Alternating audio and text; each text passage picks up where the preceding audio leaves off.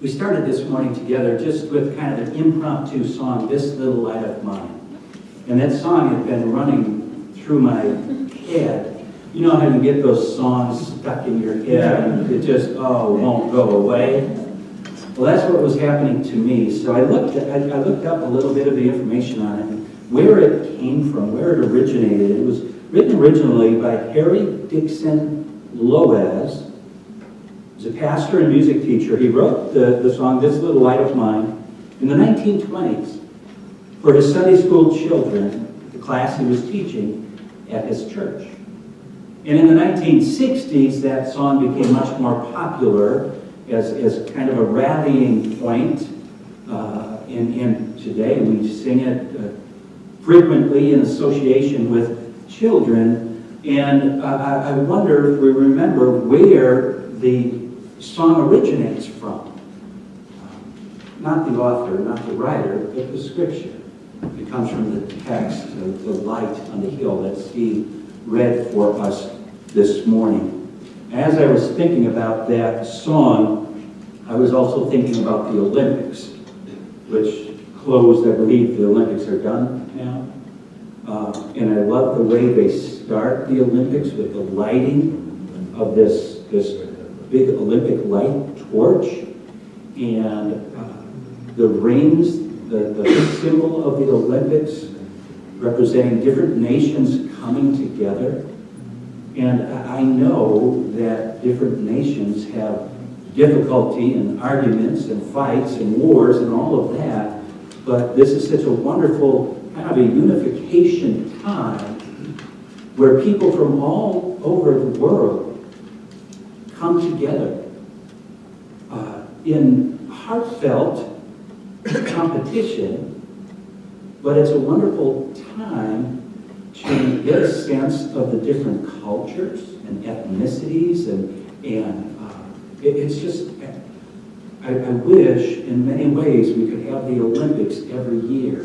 And I know they come around every 4 years, but it's just that unifying time. And so as I was thinking about this light and the origins of that song and the text that we read in Matthew, I realized in some small way this ties into the conclusion of this sermon series.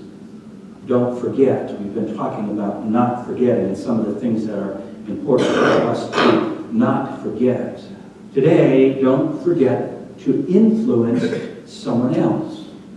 Don't forget to be a light in the world of someone's darkness. There are a few inventions that have had such a worldwide impact on people in the growth of civilization, like that of the light bulb. Before manufactured light, most people rose with the sunrise and went to bed at sunset, and businesses closed their doors at dusk. Traveling at night came with inherent dangers, and people limited travel after sunset. Do some of you remember those times? I just kidding. But today, businesses are open around the clock, 24/7, for better or for worse. Gives more people more opportunities to work. Communities are safer at night with the lights on. Doctors can operate whether it's morning or nighttime. Light is important in this world. We see this illustrated so aptly in Scripture, beginning with the opening verse of Genesis, the very first book of our Bible, which tells us, in the beginning, God created the heavens and the earth. The earth was a formless void, and darkness covered the face of the deep, while a wind from God swept over the face of the waters. Then God said, "Let there be light." And there was light.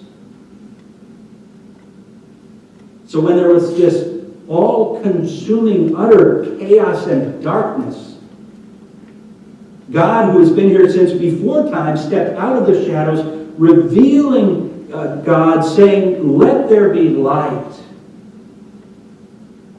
Let the world be reshaped. No longer dominated by darkness. No longer kept in utter chaos. No longer consumed by dark, but rather illuminated by light. In the midst of chaos and darkness, God reveals himself and has continued to do so throughout the history of humanity. When the people were without hope and wandering in darkness in their own lives, God, who loved this world so very much, sent the Son, Jesus Christ, so that all might have everlasting life. And once again, God brought light into the world, this time in Jesus Christ.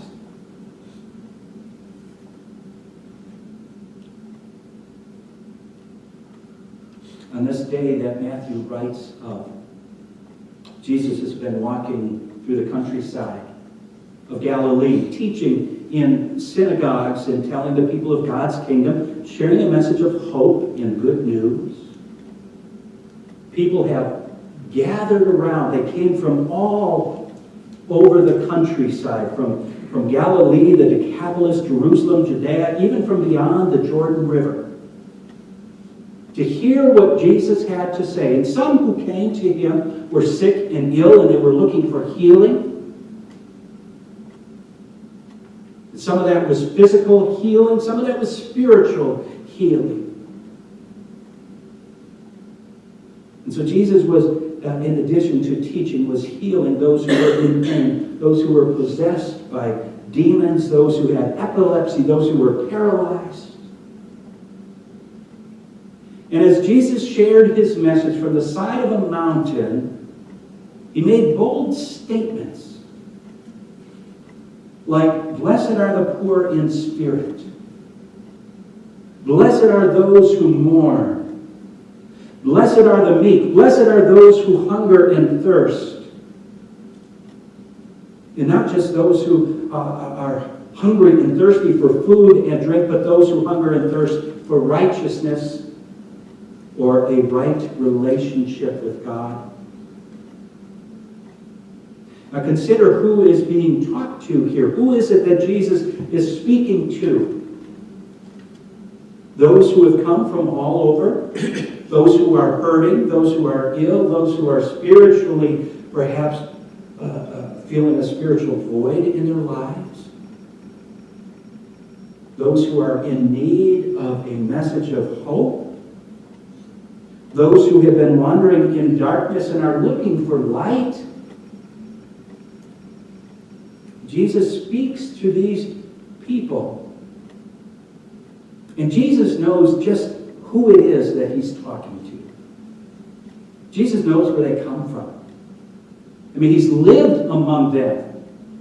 He was a refugee from his own hometown, fleeing to Egypt for the sake of his life.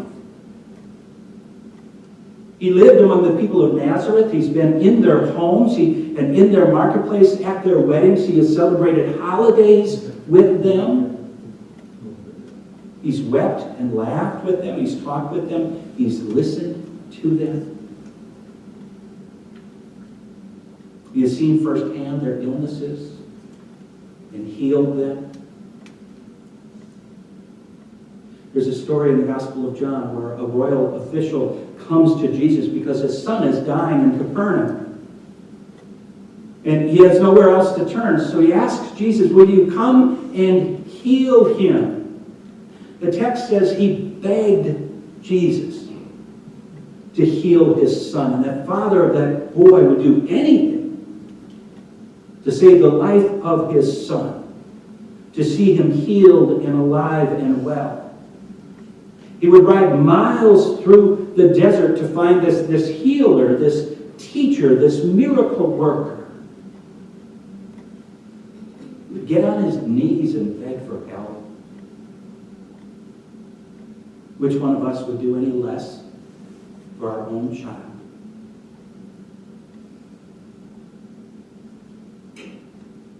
Of course, the boy is healed. He says, because of your faith, Do you see it? Here on the side of the mountain, Jesus tells the crowd, you who have suffered so much are a light in the world. Because you have suffered, because you have been persecuted, because you know what it's like to be hungry, because you know what it's like to be poor, because you know what it's like to feel lost, you know what it's like to feel like everyone else out there.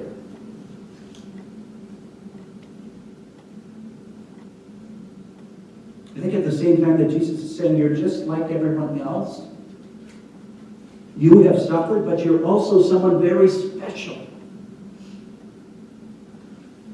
And I love what Jesus has to say to them. You are the light of the world. Not to be hidden away under a bushel basket, not to be kept away, but to light the darkness of someone else's life.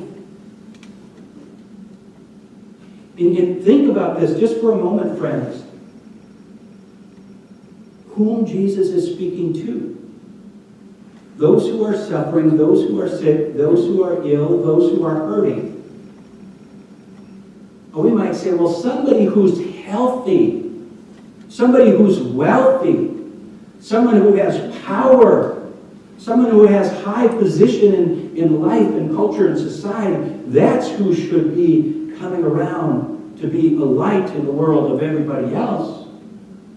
And I'm not saying that's not the case, but think of who it is that Jesus is speaking to. You who are hurting so very much, guess what?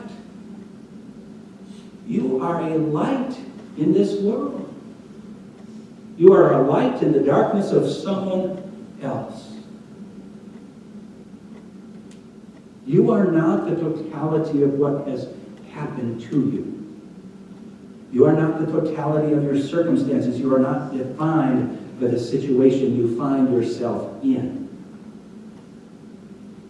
Carlos Santana, the famous guitarist, musician, he's won multiple Grammy Awards, plays guitar. He did an interview with NPR some time ago, and he talked about the journey of growing up in the poorest parts of Tijuana before becoming an internationally known musician.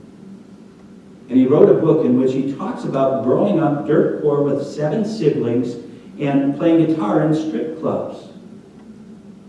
And he talks about when he was a young boy and he was molested by a wealthy American who preyed on young boys.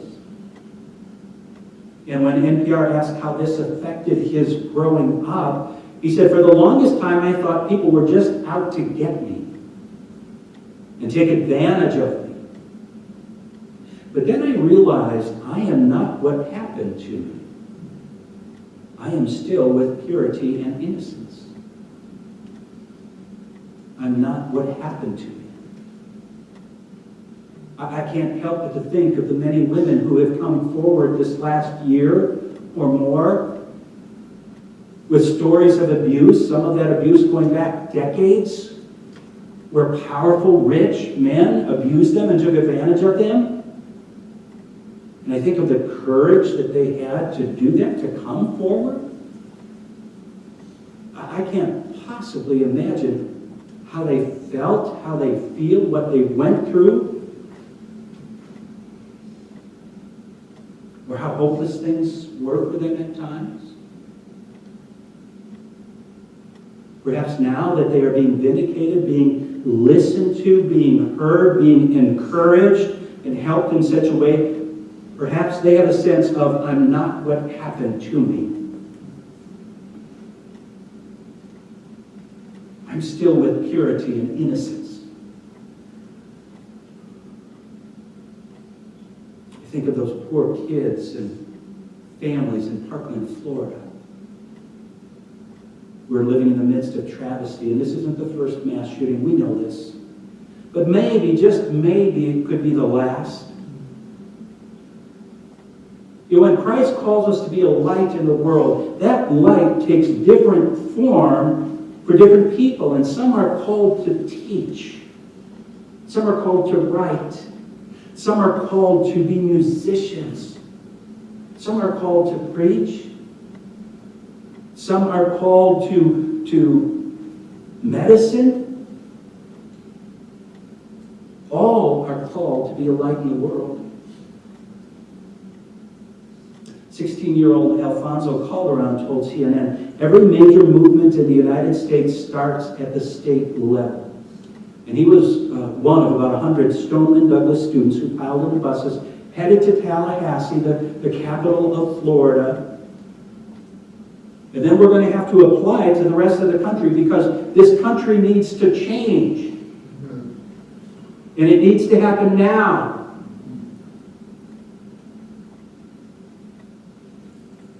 I love that those young men and young women have that courage to make that trip, to be on TV, to tell what's happening, and to tell us adults that this is wrong and this needs to stop.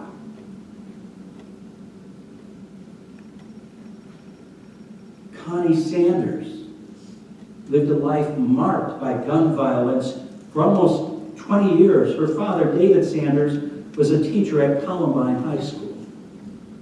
He, along with 12 others, died in the 1999 shooting.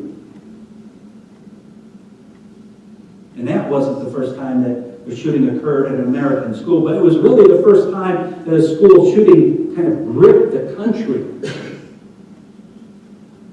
The whole nation stopped. The world stopped, she said. Everything stopped, and for years it was the focus of attention. And then as school shootings piled up after Virginia Tech in 2007, Sandy Hook in 2012, Sanders says the grieving became faster and the attention became shorter. Well, Sanders is now a mental health counselor who works with violent offenders. Her choice of profession wasn't an accident. Activism comes in many forms. The call to be a light in the world comes in many forms. And while she regularly speaks out about gun control, the real puzzle that Sanders was drawn to was how two young men at Columbine reached a point in their life where they wanted to murder their classmates. What happened to lead them to feeling that way? And when she looks at Parkland students, she sees hope. I see young men and women who are becoming a light in the world. And while we're not defined by what happens to us, we are indeed affected by what happens to us and what happens around us. We're not defined by whether we have a home or not, a job or not, are married or single or straight or gay, are divorced or with a college degree, are white or brown or somewhere in between. We are defined in and through God. We are made in the image of God. And by the grace of God, we rise above the tragic events that sometimes surround us. I wonder what it was like back in the day of Jesus to be in that crowd, sitting on the mountainside, listening to him speak, listening to him say, "Blessed are you, because you're suffering. Blessed are you, because you're hungry. Blessed are you, because you're meek. Blessed are you, you are someone special. You are someone." Jesus was surrounded by people who must have just felt tired, weary, beat up, and in a dark place in their life. And Jesus says to him, "I know. Poor, hungry, sad, oppressed, meek, reviled, persecuted.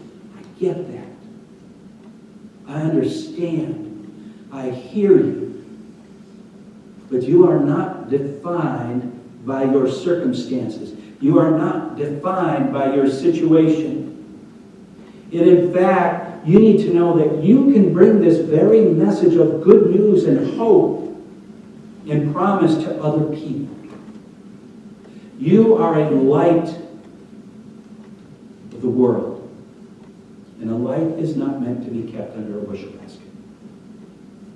You are a light in the world of darkness. Did you know that on a dark night, you can see a candle flame flickering from up to 30 miles away? A candle flame. One of these little candle flames. Not a big bonfire, not a big torch, not a lighthouse with refracted light multiple times, but a candle light. Jesus wanted it known that everyone is a light. No matter your status, your position, or where you are in life. And when Jesus calls us to be a light in the world, he doesn't call us to single-handedly solve the world's problems. That's overwhelming. What he says is, be a candlelight in someone's world. Be a candlelight in someone's life. You know, when I look at this, think of this. Now, since September, so however many months that is till now, each month we have been gathering stuff either for Lucier or Glenn Stevens. We're not solving the world problems. We're not solving violence in schools, but we are being a light in someone's life. We are helping to clothe, to feed, to provide for those who can't.